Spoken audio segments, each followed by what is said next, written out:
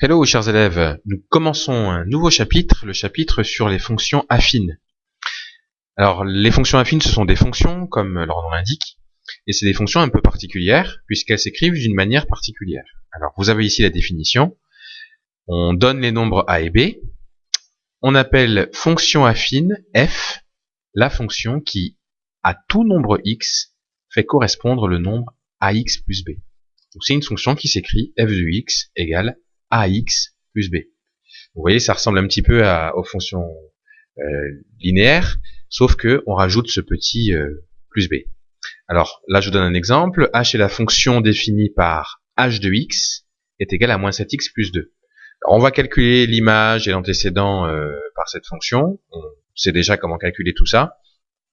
Donc, par exemple, l'image de moins 3 par la fonction h, ça va être égal à moins 7 fois moins 3. Plus 2, faut pas oublier le plus 2 qui est à la fin. Et ça va donner 21 plus 2, c'est-à-dire 23. Donc on peut dire que l'image de moins 3 par h, eh bien c'est 23. Maintenant l'antécédent de 8, comment le calculer? L'antécédent de 8 par h, il est tel que h de x est égal à 8. On sait que h de x est égal à 8. Donc on va faire une équation. H de x, on sait que c'est moins 7x plus 2.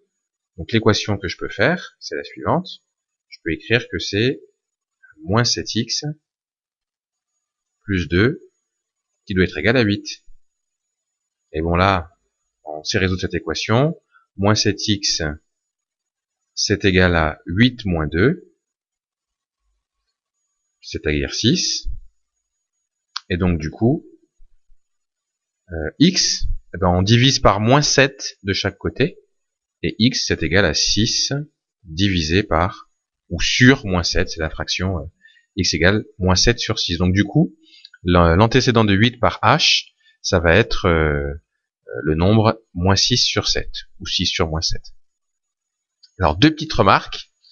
Imaginons que notre b, là, dans la fonction ax plus b, si notre b il est égal à 0, ben, ça c'est égal à 0, ben notre fonction affine, ben, ça va être quoi?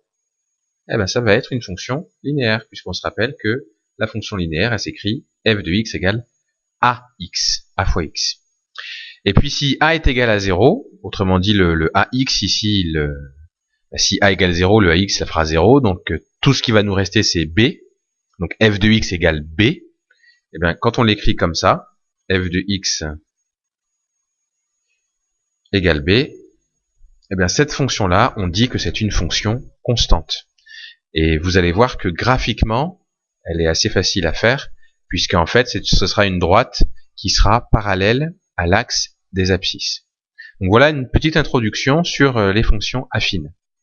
Alors dans une prochaine vidéo, on va voir comment déterminer une fonction affine en utilisant l'image et l'antécédent d'un nom.